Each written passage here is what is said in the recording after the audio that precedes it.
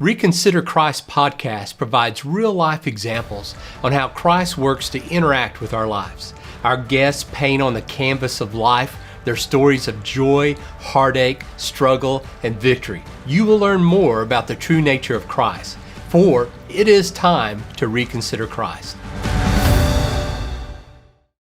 Greg McBrayer is the epitome of a follower of Christ, integrating faith and work to the very fullest. Greg is the chief flight controller and chaplain for American Airlines. His teams as a flight controller are responsible for the thousands of American Airline flights each day around the entire globe. Greg fulfills the requirements of this high-stressed and hectic job while fulfilling the role as chaplain. Greg is responsible for the 20 global Christian employee business resource groups within American Airlines. He's responsible for counseling at the global headquarters campus in Irving, Texas, and working closely with chaplains at other locations. Third, as an ordained Anglican priest, Greg pastors a church of several hundred members. Greg is fully utilizing all his God-given abilities. You will be greatly encouraged by Greg's journey from brokenness to fully actualized for Christ.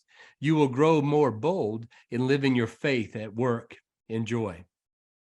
Well, welcome to today's podcast. I'm so excited as I am sitting inside the International Control Center for American Airlines. My special guest today is Greg McBrayer, who is the chief flight controller and chaplain for American Airlines. And he's going to talk with us today about his career and his journey to get to this point where he comes in every day dressed as an Anglican priest and a chief flight controller. So, Greg, thank you so much for being with us today. It's my honor and privilege to be here. I'm glad to be here. Yeah. The way we always start off is just what was your first memory of Jesus Christ and God, and what were those early days like for you? Well, I grew up in Atlanta, Georgia, and that was with Charles Stanley and First Baptist in Atlanta and at the Episcopal Cathedral in Atlanta, because I was in both places on every Sunday morning. We started at the Baptist church, and my mom, her dad was a Baptist pastor, and my father was raised in the Episcopal church, so we did both every Sunday morning. That was my formation process. So you were indoctrinated. I have been, yes, steeped in it. Yes.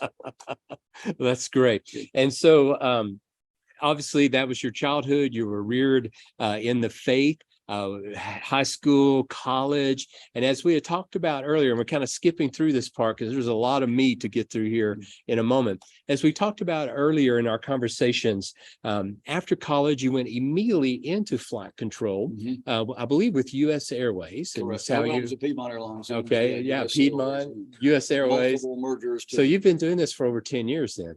Yeah, I've been doing it for over 4 decades. Yeah. That's right. Yeah. That's right. So through all those mergers and to wind up here at American Airlines. Yeah. So you come into flight control, you're living your dream. What's happening with you and Jesus during those early days? My faith life during that season, though, was pretty much compartmentalized from my profession. I mean, it was always there. There was like most people, though, there were seasons where it was really deeply steeped into my daily activities and things like that. And there's times it wasn't. But over a season, in busyness in this profession and the challenges in this profession, didn't have Sundays off all the time. Had to work around the complexities of those kinds of things. Mm-hmm.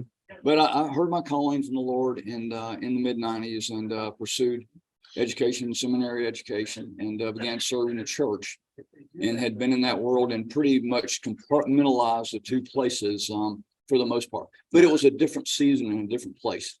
Faith has always existed in this environment right here, but often we just heard God's name in vain. Right. It wasn't, praising him, but but even in that season, was running Bible studies and things like that kind of existed in backroom spaces and things like that. Mm-hmm. And it remained like that for many years. Mm-hmm. And obviously that was my different life, my work life, and then there was my faith and serving in the church life. Mm-hmm. And they overlapped from time to time, but they never really became fully integrated until later. And they came fully integrated at 9/11. So during all this time, you had talked about one of the challenges in your life was something that I was extremely fearful of in my young adult life, and that's with alcohol. How was that introduced into your life, and where did that struggle take place? Well, it took place after the mergers began, to be quite honest with you. Okay. airline mergers can be very painful things that they constitute pay cuts and all kinds of, logistical moves in your life and things like that, and began wrestling with that. And it did become something in my life that I had to get my arms around.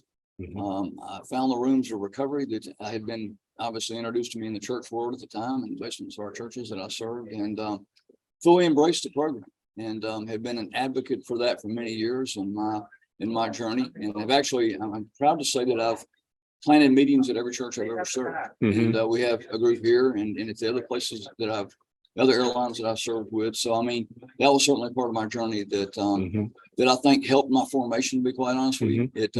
All of us need to come to a place of brokenness. That really is what took me there. And I emerged on the other side of that, the person that I am today, with a whole different perspective of that, which has helped me obviously do ministry in this setting. It's nothing new to this industry. It's in every industry. It's in every walk of life. But it has had a long history in this industry, like many others. Talk about others who were encouraging you during this time, and tell us about the conversations between you and Christ at this time. Oh my goodness. Well, I think anybody who's been in that valley, the conversations are pretty much the same. I mean, I needed people that were going to be able to help me through the journey into recovery and to live in a life of recovery. And I had some very important people that the Lord dropped in my life, as He has in all of our lives, in those seasons, if we'll embrace that. And I had some pastors that played a huge role in that. I had some folks that were in the rooms of recovery that were very supportive and helped me through that journey. But where was that moment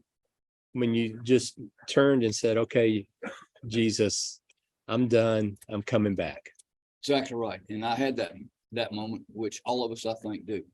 And it's a moment that I'll never forget, but it was one that was life-changing for me. I had literally come to the end of myself, and I realized that everything before me that I had worked so hard in my life to achieve, my profession, my marriage, my home, and everything else, was in the balance. And it took me to my knees. And I've known Jesus all my life from childhood, but I truly surrendered at that moment. And I mean, obviously I'm in a tradition where we value the fact that we're baptized and then confirmed. My confirmation in life often comes at a different moment than that moment. Yes. And it came in this believer's life at a different moment. But when it comes at that season in your life, it's one that is truly life altering. At that time is when you began to think about ministry, or where does this thread come into? Well, I began thinking in a different perspective at that point. To be quite honest with you, I was doing a lot of speaking in AA at that time. I was speaking in a lot of large gatherings and things like that. I was actually offered a role in a large denominational church that was launching a CR program at the time. And I was a product of the 12-step program. And I was also in church ministry at that time. I had heard the call into ordination. And so at that point I had to make some decisions. Now, when was that call? This was in the mid-90s. Okay. And so you've been, so you're full in your career. You're now sober in AA, and you hear this call into an ordained ministry. Okay. Tell us about that. Well, I mean, the call was, I think, very prevalent in my own life. I tried to wrestle with it a little bit, to be honest with you. It would have been the softer, easier way for me to stay in the recovery world and just live there. Right. Been in it, had done it, and had some success with people in it and sponsoring people and doing that. But I was also actively serving in a lay capacity in my church that I was certainly at the time. And I realized that God was calling me. That I honestly think I heard it earlier in my life, to be quite honest with you, and tried to stay focused on my profession instead of the vocational call into ministry. And so I remained focused on aviation, and probably that's why the Lord probably put the train wreck in my life to refocus me where He knew I could be more useful in what my true purpose and calling was. I'll tell you a brief story. I really did try to fight this. Especially when the CR opportunity came. It was a really large non-denominational church. It was a great call. And I told him, I said, you know what, let me think about that. I'll pray about it for a couple days and I'll get back to you. And went down to Florida. Family had a place down there, went down there, and I stared at the ocean for 2 days, expecting to hear God's answer to this thing that I was wrestling with. I stay on this ordination track. Do I stand and just pursue the CR thing? Didn't hear anything. And of course. Exactly. And so after 2 days of that, I go back to Orlando Airport, and I've got an early morning flight that's going back to Pittsburgh at the time, and it was like an 8 o'clock departure. All of us have been to Orlando Airport. It doesn't matter what time of the day it is. It's crazy all the time. Yes. Got to my gate really early. Part of my job requires me that I spend so many hours a year in the cockpit of the airplane, and from my observation work as part of my certification with the FAA. So I normally get there very early at the gate, and I try to meet the front end crew before they get on, so I can not have to do it once the passenger's on, and I go in and make the introductions and things like that. And I checked in at my gate, told the lady I'm gonna go sit on the other side of this concourse over here where I can keep an eye on the concourse and also keep an eye on you. When it gets close to boarding time, I'll come over and get on, or I want to get introduced to this crew. And so time goes by, it gets closer and closer. There's an airplane at every gate, and it gets louder and noisier, and the kids in the ears are there and everything are there now. And I still haven't seen my crew. I gaze over my gate and I see this lady standing over there, and she wasn't that far away. And I looked at her and I thought, gosh, she looks vaguely familiar to me. And I've been in this business a long time. And I thought, well, gosh, I really can't place her. So I'm waiting for my flight crew to show up, and I'm sitting there going to finish this paragraph up. And I look up, and all of a sudden, this lady that I'd seen over here at my gate is now sitting directly in front of me. And she's just staring at me. And now I know I do not know her. And I'm somewhat uncomfortable. And I'm thinking, I want to finish this up, and I'm going to go over to my gate and get on my flight and go back to Pittsburgh. Before I could do that, I was going to finish the next couple of sentences up and shut this book. Next thing I know, I don't even feel her presence, but all of a sudden she is standing beside me and taps my shoulder and leans down, and in a broken Hispanic dialect says, "Go in peace and serve the Lord." And that's all she said. And then telling that story today, it still makes my hair stand up on my neck. Yes. And I realized at that moment something extremely unusual had happened. Yes. I literally don't even remember what I said to her. I think I said thank you, but I closed the book and I look back and she's gone. And I realized then it dawned on me, she has no purse, no bag, nothing. Yeah. And I realized I just had a supernatural encounter, because to be honest with you, I was going to go the way that was a softer, easier way. Right. Which would have been saying, you know what, I can pull out of seminary and I can stay in this recovery world and just minister into this world and be content. I mean, I'm serving the Lord. I'm blessing lives and helping people on the front line. Yeah, in the front line, because but I knew at that moment that wasn't where I was supposed to be. Yeah. And I'm supposed to run down this path. And what were the words again? She said, "Go in peace and serve the Lord." And I'm thinking, wow, I mean, we hear it said in services all the time, but it was what I needed to hear to realize that it wasn't go and serve what was the easier way for me, which was to stay in the recovery world. It would still be serving the Lord. Yeah.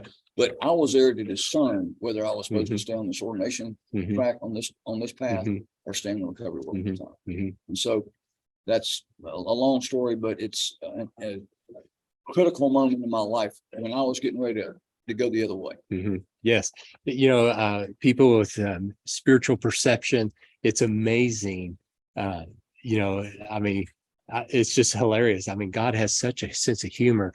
And so that brought the two big paths together for the rest of your life. That's exactly right. And what year was that, That was basically? in 1994. Wow. Okay. So now we're rocking.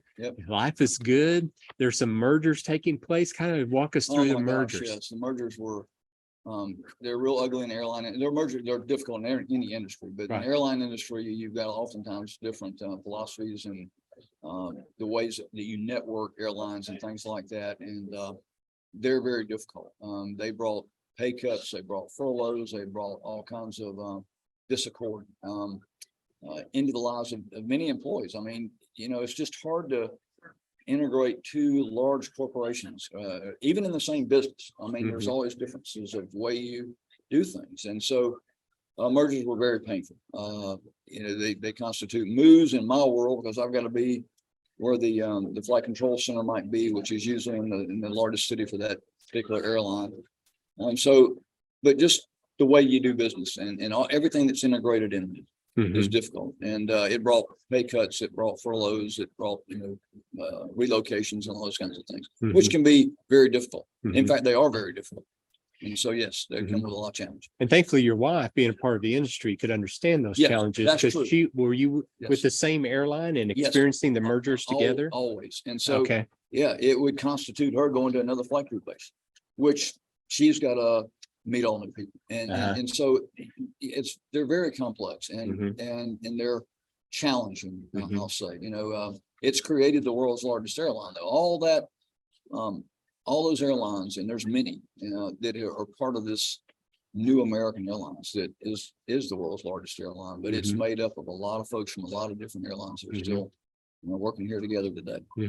So let's poke just for a moment here. You talked about pay cuts. What our audience doesn't know, because of our previous conversation, you're talking about personal pay cuts. Oh my gosh, This is not a generic phrase. Oh, no, So, no. It's let's don't go to 9/11 yet, No, but prior to that, so you and your wife Yes. are having these pay cuts, you're having Yes. these mergers, correct. there's anxiety about your jobs, the layoffs, the cuts, all those sorts of things. And you're doing everything you're supposed to. You're a priest, you're going to work, you're living a life of Christ. And what are your conversations with him like? Can we get a break here? Oh my gosh, all the time. I mean, he's I can tell you that, the Lord's probably heard everything from me. He's heard from everyone else, but there's nothing unique in all that. But yes, those challenges are real. Yeah. And, good Lord, I mean, the Bible's full of people that, went to the top of the mountain before he said, okay, you've come far enough and you've shown that your faithfulness has been shown. Yes. Let's take it a step further, because you and I had talked about this earlier, and I really think it's an important point. Following the ways of Christ, treating your work the way Christ would want you to, exhibiting the fruit of the Spirit, and all the things you do as a follower of Christ, whether you're at work or at home or at play, you find favor with many people. Amen. Yes. Give us your experience with that. Absolutely. People gravitate toward that. People, something, I'd say it like this. You know what? People will forget what you said. People will forget what you did for them, but they'll never forget how you made them feel. Right. And if you make them feel loved and cared for, yes, they will never forget that. And if you're an employer and you make them feel like that, they'll perform better for you. Yes. And my heavens, I mean, that's the fruit of this. I mean, that's what's provided that, the corporate world doesn't have its hands and arms around on. How do we provide that for people? All right. Now, was 9/11 in this building? It was not. It was in the Flight Control Center at U.S. Airways at the time. Oh, so you're at U.S. Airways. I worked that day. Now, wait, at this time, you're still just wearing old regular work clothes, right? Sure was. All right. Yep. So you're ordained minister on the weekends. You're coming into work, of course, living. Well, you're ordained all the time. Right. I mean, I'm serving in church full time. Right. And yes, but it was still pretty much compartmentalized. I mean, I was doing Bible studies there. And, and they were fruitful, and they were well attended and that kind of thing. But I wasn't coming to work like this. Looking like this. Right. People knew what I did. Right. I wasn't at work. Sure. But and they valued that. But that day. So 9/11 happens. You walk in that morning. Yep. It actually started about what, 9 o'clock Eastern time? Well, it started at 7 Eastern time. I came to work. I had to be at work at 4 that morning. I worked from 4 to 1, which allows me the lateral flexibility to do all the things I'm involved in. Right. I came to work that morning like everyone else. It was a beautiful day. I was working flights in traffic that was going from Florida up into the Northeast. We had what was called the Florida Shuttle. It was flights all back and forth into Florida and to the Northeast cities. And I had traffic going into DC and LaGuardia. And came in that morning. I'm standing there. It looked like a great day. It was a bluebird day is what we call it in this industry. And it was going to be a really good day. I'm watching all my flights, got everything flight planned. It looks good. We get a call from the command center a little after 7 that morning, and saying that there was an aircraft that made contact with one of the trade centers. And our first take on that was, well, you know what, this could have been an aircraft. It could have been a helicopter news team. It could have been a light aircraft guy that's up there sightseeing. We don't know. Well, within minutes, we found out it's a commercial airline. And we realized that something is going on. Moments later, we realized that there are other aircraft that had been commandeered at that time. At that point, we're telling all of our crews, or we're told by the command center in Washington, D.C., this has never happened before, that we need to get all our aircraft on the ground. That's never happened. And at any given time, there's 5,000 to 6,000 airplanes over your head in this country. And so got really busy really quick. I start communicating with my flight saying, look, and a lot of times I'm saying, I wanted you to land at the nearest suitable airport, which is wherever we could land an airplane that size. Right. I'm trying to find places for them to land. There's no pushback from the crews. Now there's buzz on the radio that there's something going on up there. We know that we're, in a situation, in a crisis situation. And so we're really, really busy. It got very, very hectic, which it usually is in this environment, but that day was like no other. We got everything on the ground, the best we could, and we had airplanes everywhere. We had stuff that was coasting in from overseas, coming across the Atlantic. We created mini hubs all over the places you wouldn't even imagine, but trying to organize that. And then we got the logistical nightmare of trying to find out where our crews are. We're telling them to stay tight so we can contact them. It's just extremely busy. The day ends. I go home that day, and I spent a sleepless night in prayer around the whole event. I knew at that day when I went home and saw the surreal visions on television that I just lived through truly what had just transpired. Didn't get any sleep. I realized that night that, my career and my profession would probably never be the same, but it didn't really resonate with me until the next morning. I went to work the next morning, got there at 4 a.m. The place was, there was a deafening silence in the room. There's no flights. There's nothing. Right. There's nothing on the radar in front of us. There's no real chatter. There's no printers running. There's just not the busyness of a flight control center. Right. And I knew right then at that minute, things weren't going to ever be the same. And for the first time in my life, I looked around the room and I see these faces of these folks that I've worked with for many, many years, and they're very focused professionals. I'll put it like that. Right. And I could see a sense of fear and anxiety and uncertainty in their faces that I'd never seen before. And I mean, we've worked accidents together. I mean, in my profession, and but I'd never seen anything like this. And I can remember in that moment saying, "Dear God, we need you." And I've never forgotten to this day that that's when I heard his soft, silent voice say, "Well, that's why I put you there." That woman didn't show up again? She didn't show up again. This time I heard directly from the Lord.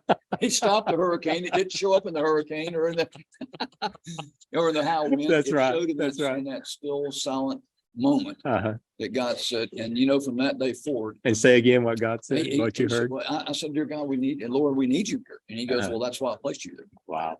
And I can clearly hear him saying that to me to this moment. And it transformed. It was a transformational moment in my life. From that moment forward, I never compartmentalized my vocation and my profession. I came to work from that point forward as a priest who was called into a profession in aviation. And that's how I came to work. Yeah. And that's so 9/12 just solidified it. 9/12 was the transformation. Yeah. 9/11 changed the world. Right. 9/12 changed my flight plan of my life. It changed the heading of my vocation and my profession. It integrated the two of them fully to the point. This is where I do, and this is how I look, and I do it every day. Now we're getting to a point where, I want to tell the audience, you would think, well, that's great. Greg has heard from God twice and responded a lot more times than that, but I just wasn't listening or didn't want to hear it. That's right. But appropriately reacted these 2 times. And you would think, okay, so everything's going to be great now. We don't have to worry about mergers. We don't have to worry about cutbacks, all those types of things. And I was shocked when you told me this earlier. Talk to me. I want to know 2 things. The day you decided I'm going to dress as an Anglican priest basically every day the rest of my life, whether I'm work or not. I started coming to work as a pastor and a full-time servant of God that day on 9/12. Did you wear your actual? Okay, so that 9/12, 2001, you walk in and I'm an Anglican pastor who's a flight control. I was in a different denomination at that time, but yes. I came in there as an ordained clergyman. Okay. That day. Yep. Excellent. All right. So that's done. You're rocking and rolling, doing. Sure about that, but well, in the sense of fulfilling your ministry and what you need to be doing in your life. Yes, you were rocking and rolling. And which brings up the point. Talk about the personal loss during this time. This was a difficult time on you and, of course, the employees. Yeah, well, for one thing, I lost a cousin in building 2 that we didn't know about for two weeks. But yes, and it's not that we were that close, but it was. And the primary loss in that event is the way that it impacted the airline industry. It took 3 years for the airline industry to recover from 9/11. On the financial side of it. It immediately brought about furloughs, pay cuts, reduced staffs. All that started immediately. Just nobody was flying. Now, I mean, all of us that are of age that can remember that, it was a whole different industry. And it took years to recover from that. On a personal side from that, it constituted us having to, we basically lost our home, had to move into a home that we could afford because my pay had been cut 40%. And so it had a tremendous impact on people financially, emotionally, mentally.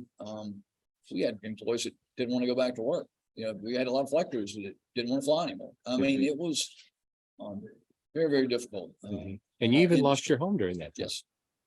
So it's just amazing. Yeah. It came with a tremendous price, but it came with a great deal of reward. It honestly, at that time, I thought that my true calling in life was to minister on the backside of that. Little did I realize what would happen, you know. Yeah.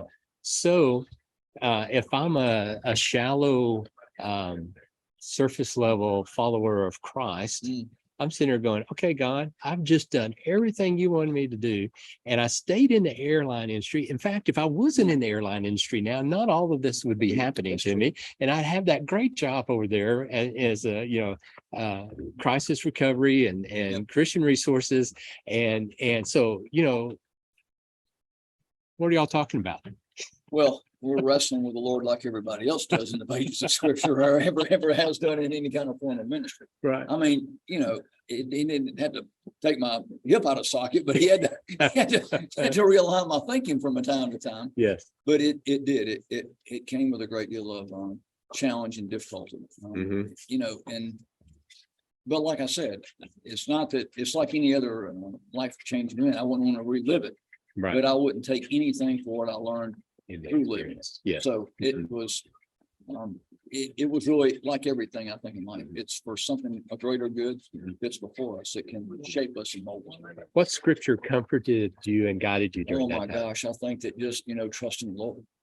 I mean, we just have to.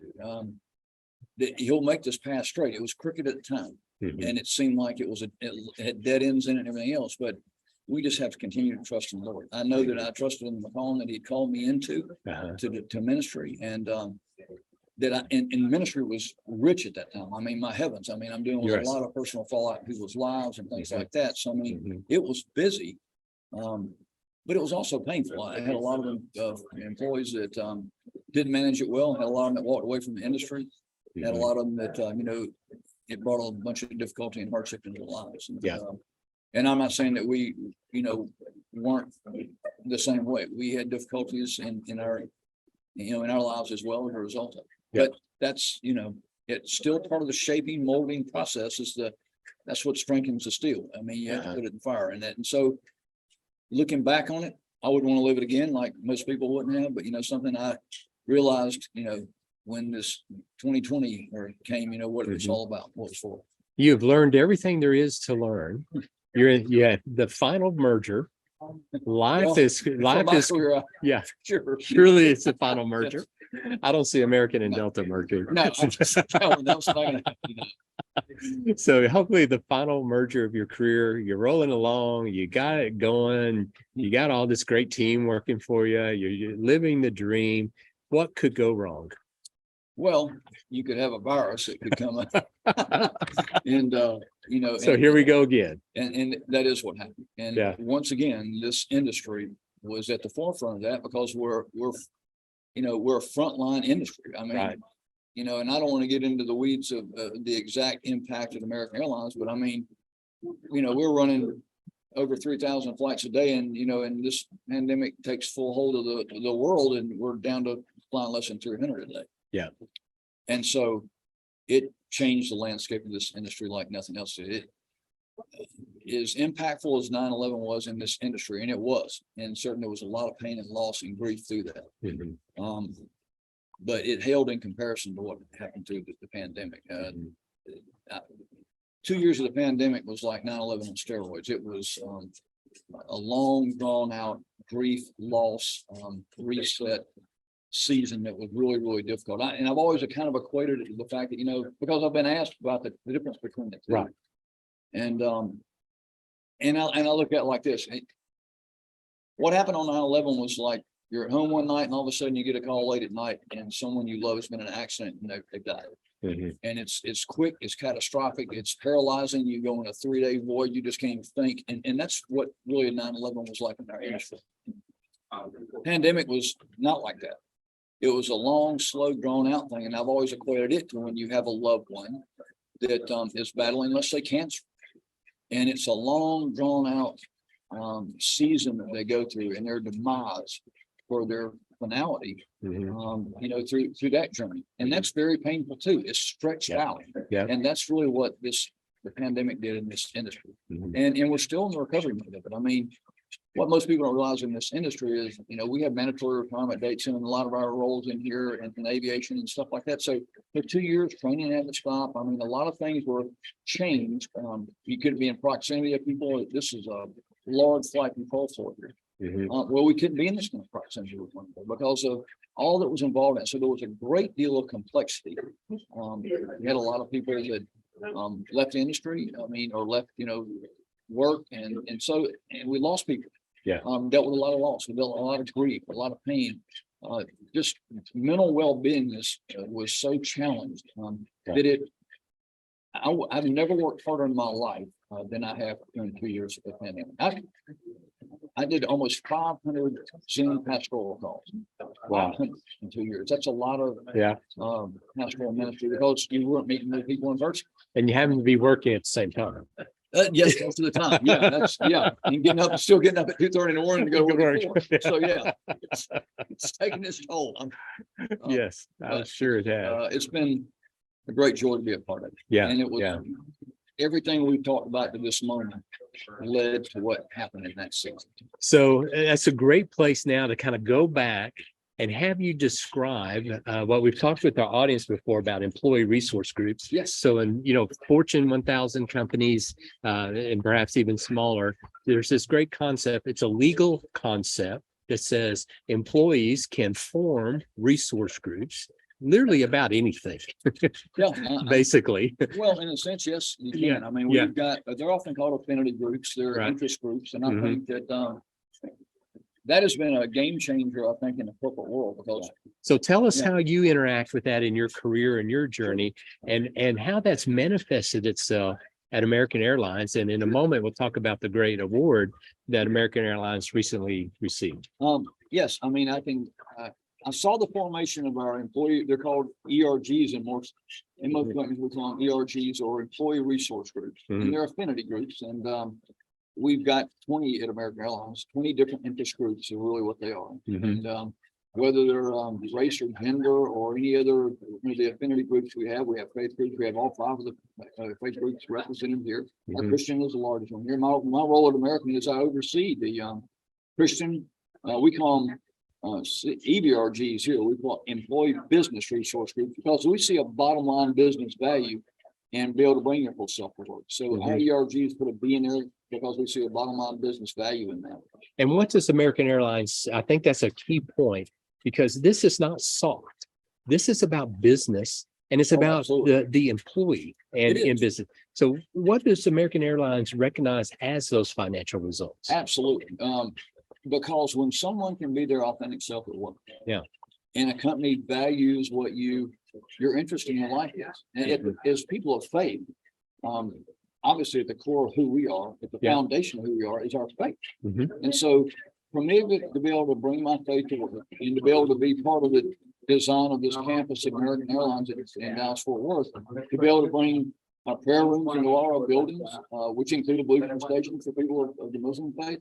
Mhm. And to be part of that, it shows several things. Number one, it shows the value that American places on its employees to allow them to do that. Mhm. And it gives us as employees the understanding that my employer values me enough to be able to provide that for me, or to provide that space for me to be able to be my authentic self at work. Mhm. And so we've got a robust program here, and that was a game changer, I think, in the faith in the workplace, in my opinion, of a long career, and being at the front line of the evolution of the acceptance at a different level of stage in the workplace. Yeah. It's always been here. It's just happened in little secret pockets and out of sight.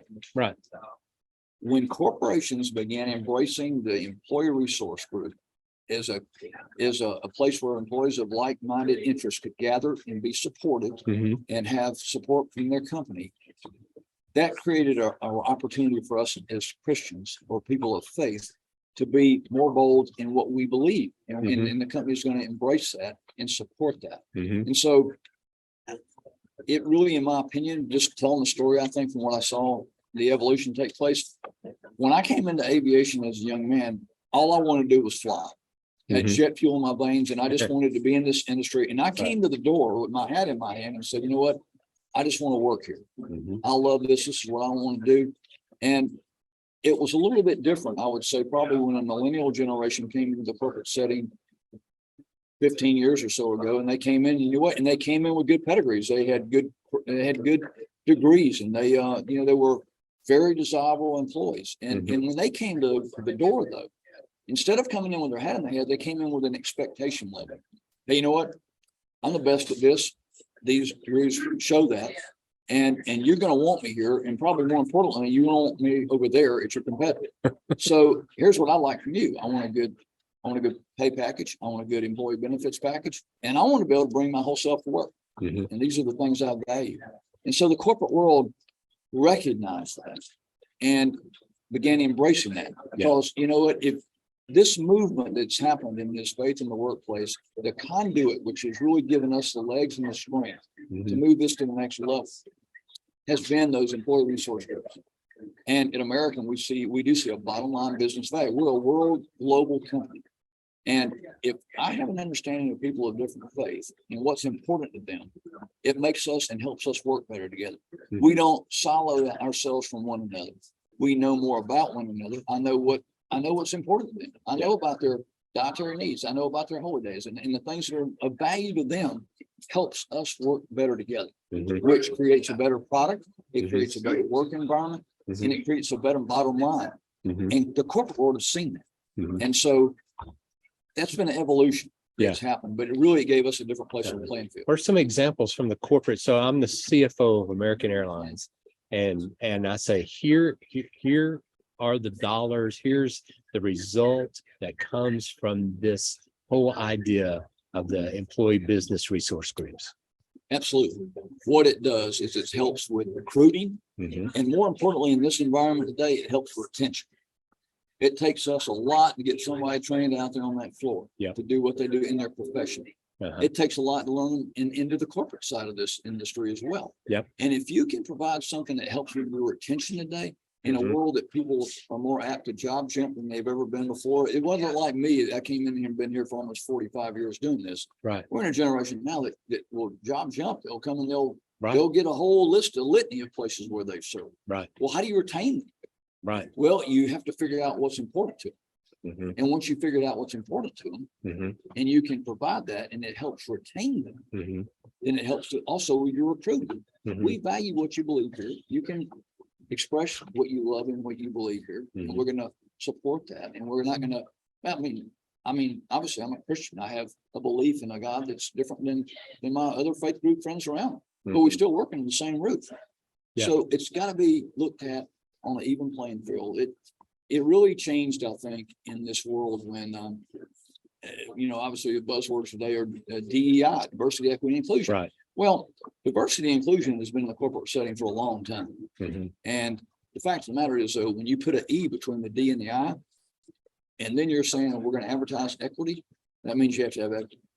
And so that gives you an opportunity to say, you know what, well, I'm going to bring my whole self forward. And that includes my faith. And so I think in my industry here, it played a really pivotal role too through the pandemic. We had to have exemptions for people who needed exemptions through the whole challenge with that. And all of a sudden you got people of faith that can help you in that journey or help you work through that.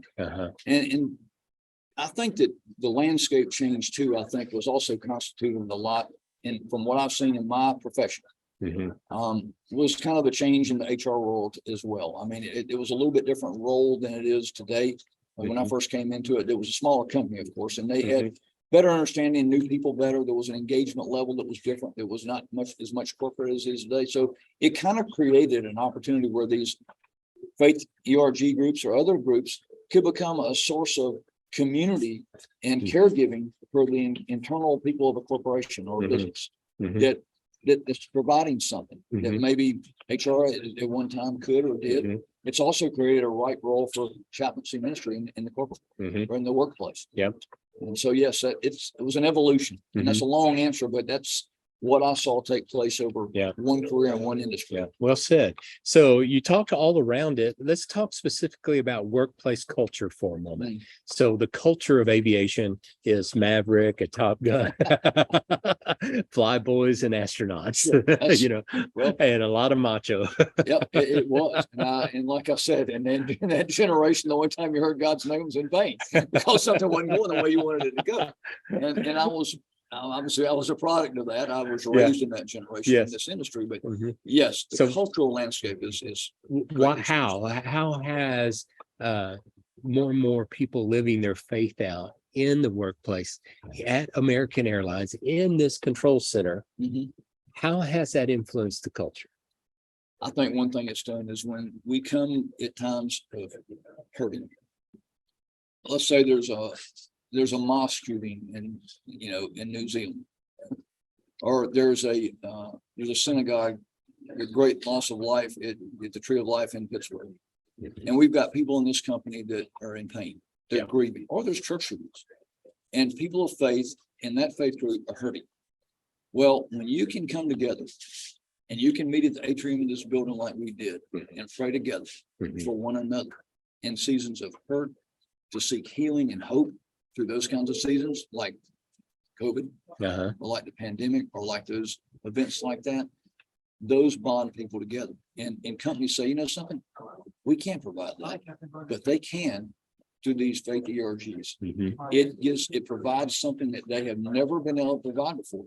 And that helps your employee group. It solidifies them. It brings them together. It brings down misunderstandings about people of different faith, because at the bottom, at the end of the day, we're all here to care for each other. And in whatever faith, Mhm. they're all in the same understanding of the fact that we're supposed to love others as we love ourselves. And if we're walking that out and living that out, that provides an invaluable, priceless commodity to a corporation.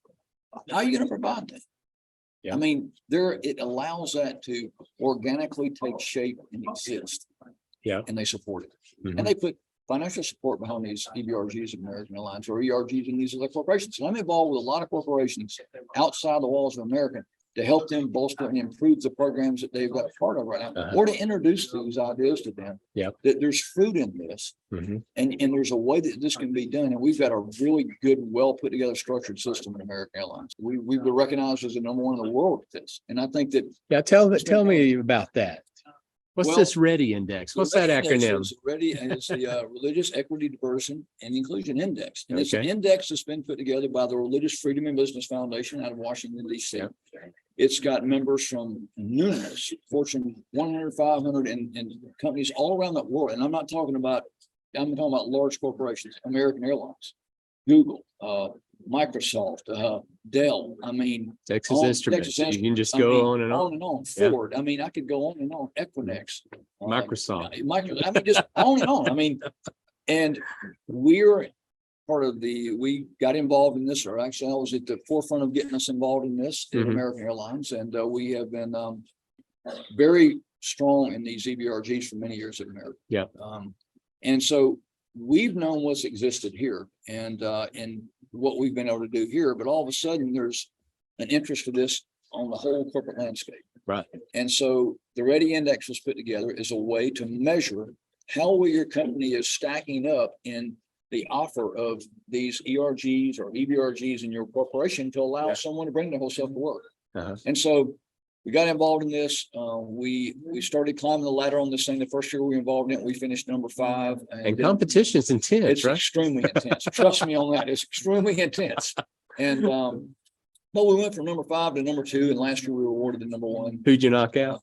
That, yeah. How rewarding is that for Oh, you it's at an individual level? it's the personal award of a lifetime, because my passion is about what we're doing now, and that is to bring to encourage people and to bring the opportunity to them to say, you know what, I can bring my faith to work. Yeah. And your company can benefit from it, Mhm. and it will bless your life as a believer like nothing else. I mean, gosh, I mean, what is more rewarding than getting up and being able to serve the Lord where you serve him in your profession or in your Yeah. vote, in whatever you do for a living. It's Right. as good as it gets. Right. Exactly. And, And that's really what we want for everyone. what We do, want that for our that's, people. well, That's right. that's the reason for telling this story. That's the reason for American Airlines and these companies.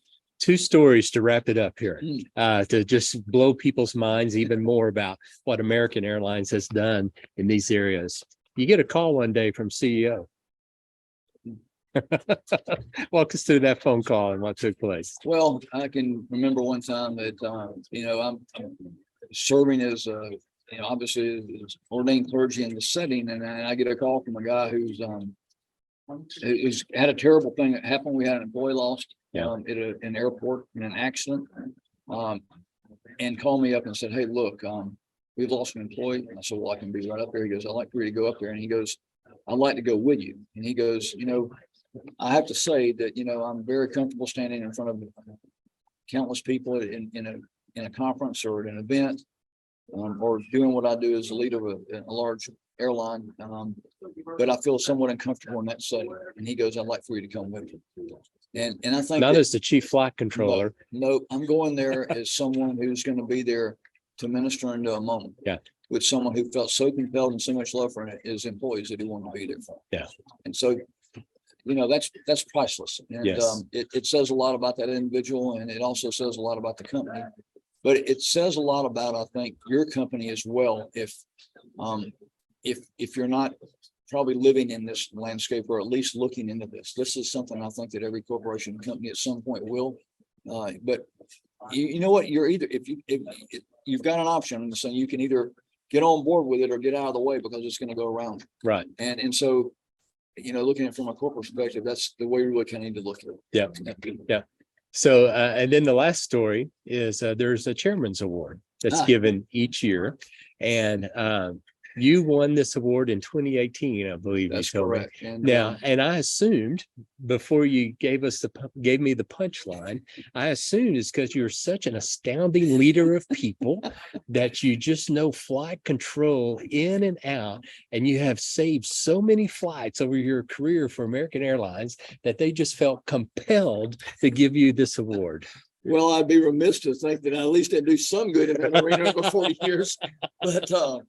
But yes, I was very blessed. It's given that every year to some of our employees who are stellar in what they do. Mm-hmm. And I was blessed to receive that award in 2018. And really that was for the work we did, or I was able to help do at the completion of the mega merger between American and US Airways that created the new American. And to be recognized with that very prestigious award at this company is a tremendous achievement. But to be able to get it for my vocation and for serving the Lord and for serving his employees in that capacity, over my 40 years of expertise in flight control, but it is truly an honor. So in essence, it was for ministry for why you won the award. Exactly right. I got that award for doing ministry in the workplace at American. Well, Greg, thank you so much. And for our audience, I just want to say this is the fullest picture I can give you of what it means to be a follower of Christ who is called into the priesthood of Christ, each of us as individuals,